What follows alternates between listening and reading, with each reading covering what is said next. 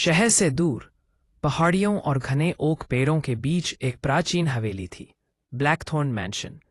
हवेली के बाहर लगे जर्जर पत्थरों पर काई जमी थी और टूटी खिड़कियों से ठंडी हवा चीखती हुई अंदर जाती थी। कई दशकों से यह हवेली वीरान पड़ी थी, लेकिन कहते थे कि रात के समय अंदर इम्तिमाती रोशनी दिखाई देती है, जैसे कोई मोमबत्ती जल रही हो। शहर के लोग उसे शापित मकान कहते थे।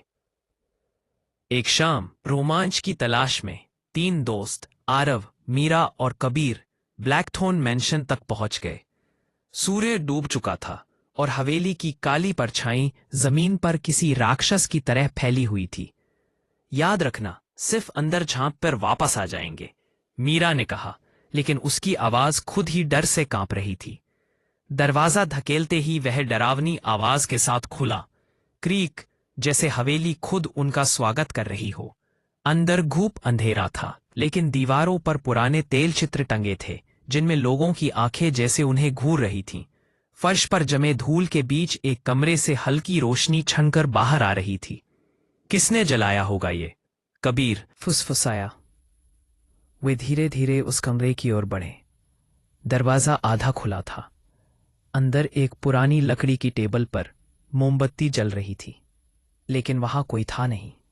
मोमबत्ती के बगल में एक मोटी पुरानी डायरी खुली पड़ी थी। आरव ने डायरी उठाई। पहले पन्ने पर लिखा था, जो भी इस हवेली में कदम रखेगा उसकी आत्मा यहीं कैद हो जाएगी। अचानक कमरे का तापमान गिरने लगा।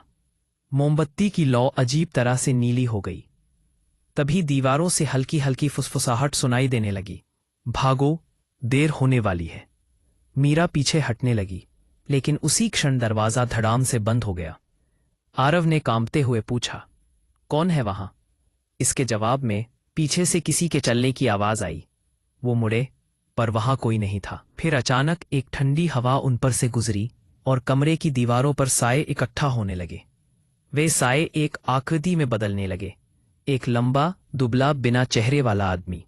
उसकी उंगलियां हड्डियों जैसी लंबी थी और उसकी चाल बेहद धीमी लेकिन दृढ़ थी।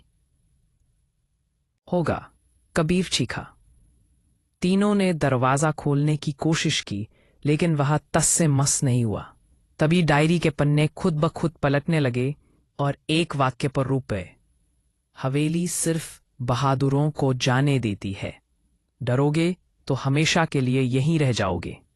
मीरा ने कांपते हुए हिम्मत जुटाई और जोर से बोली, हम तुम्हारे कैदी नहीं हैं। उस आवाज के साथ हवा तेज हुई, मोमबत्ती बुझ गई और कमरे को एक पल के लिए गहरी अंधेरी ने घेर लिया।